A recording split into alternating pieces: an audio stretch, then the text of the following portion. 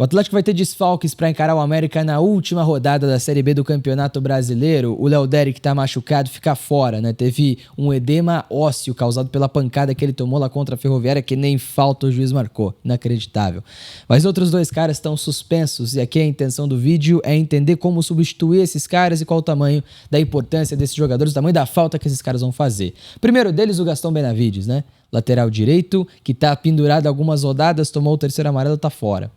E o segundo deles, o Leozinho, também tomou o terceiro amarelo, também tá fora nesse momento da partida contra o América, falou que inclusive vai estar com a galera, vai estar com a torcida do Furacão no setor da torcida organizada dos fanáticos, vamos ver, né? Mas eu não duvido, inclusive, tá? Mas é um jogador também que vai fazer muita falta para a equipe do Furacão. Primeiro o Benavides, tá? E o caso mais claro deles, né? É claro que o Madison é a opção, e o Madison não é uma boa opção, tá?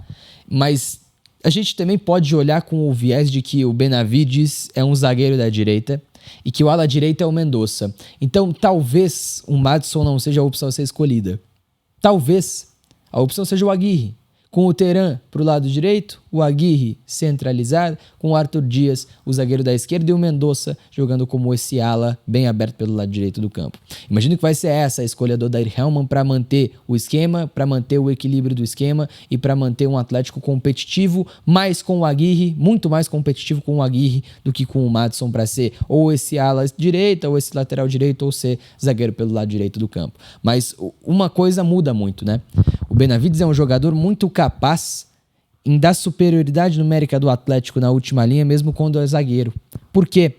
Tem um exemplo muito claro contra a Ferroviária, que os dois zagueiros passam a ser construtores, o Aguirre e o Terán, os dois volantes à frente deles, né, o Zapelli e o João Cruz, e aí você tinha o Benavides atacando a linha de fundo, atacando a profundidade pelo lado direito, deixando de ser zagueiro e sendo um cara a atacar mais a linha de fundo. E aí o Aguirre não faz isso, né? E se fosse o Terán para ser zagueiro da direita, o Terán provavelmente, lógico, tem mais qualidade que o Aguirre para fazer, mas não exatamente a mesma qualidade do Benavides. Mesmo exemplo do Madison, tá? Mesmo exemplo do Madison. Então é difícil da gente projetar que o Atlético não perca em construção de jogo, em quebra de linha, em criatividade e que quando pressionado não tenha mais dificuldades quando se tira o Gastão Benavides do campo. Além da liderança. O Benavides, isso ficou muito famoso, né, no recorte do jogo da Ferroviária, a reação dele pós-gol da Ferroviária. Né, chamando os companheiros, batendo palma, vamos, não acabou o jogo, vamos pra cima e trazendo os companheiros para tentar dar essa animada, esse ânimo. É a atitude de líder. É a atitude de cara que não é capitão, mas que age como.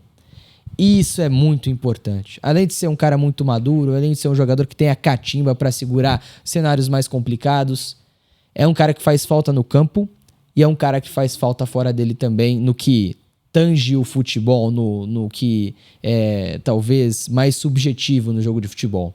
E também, logicamente, é um jogador muito bem quisto pelo elenco, é um jogador que desenvolveu uma relação muito interessante, inclusive com o Zapelli e com o Esquivel, os três argentinos, né? Isso, informação lá dos bastidores. Então, é um cara que faz uma diferença estar no campo e estar fora. Não só com bola no pé, mas também pela atitude que ele tem. E para falar do Leozinho, né? E é realmente interessante quando a gente olha que o Leozinho é terceiro colocado em chutes por jogo. Ele tem 1,7 chutes por jogo, isso não jogando 90 minutos. Isso é um número muito interessante, ele bate muito pro gol. A gente entende também que o Leozinho é segundo colocado em chutes certos por partida. Ele de 1,7 que ele chuta 0,7 ele acerta o gol, o que é um bom número. O que é um número interessante, é quase, na verdade, 50%, é um número alto, tá? É um jogador muito acionado para a finalização de jogada.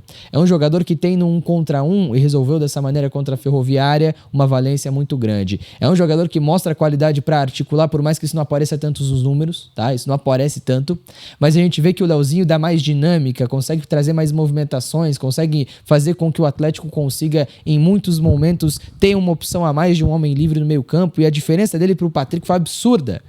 Vai ser absurda no jogo da Ferroviária, tá? E fizeram funções parecidas, o Patrick pela esquerda, o Leozinho pelo lado direito. Depois que o Patrick sai do meio, vai ser ala, com a lesão do Derrick, o Leozinho entra, o Atlético passa a ter mais dinâmica, passa a ter mais movimentação, passa a ter mais pé na bola, mais toques mais rápidos, combinações no meio campo. O Leozinho traz isso. E acho que é um jogador que só não aparece tanto nas estatísticas de criação porque falta um pouco em tomada de decisão. É um jogador que entende muito bem o setor, como atuar na entrelinha, traz qualidade para o jogo curto, mas em alguns momentos toma a decisão errada, acaba dando um passe diferente, acaba tentando alguma ação diferente e acaba não tendo a decisão ideal no melhor momento, no momento mais importante de definição da jogada no último terço.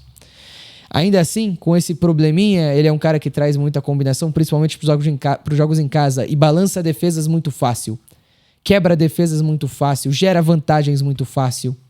E claro que o Leozinho não é um titular absoluto, na minha visão na minha visão seria titular do Atlético na maioria dos jogos, mas não é nesse momento. Só que aí eu tenho alguma dúvida do que o Odair vai fazer.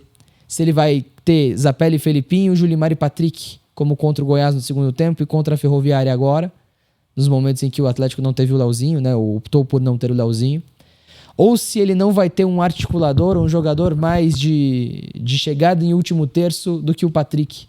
Até pela falta do Derek também, né? E o Patrick vai ser ala pela ausência do Derek. Talvez isso aconteça. Talvez o Atlético tenha Patrick pelo lado esquerdo do campo bem aberto, né? Com o Leozinho fora, o João Cruz por dentro.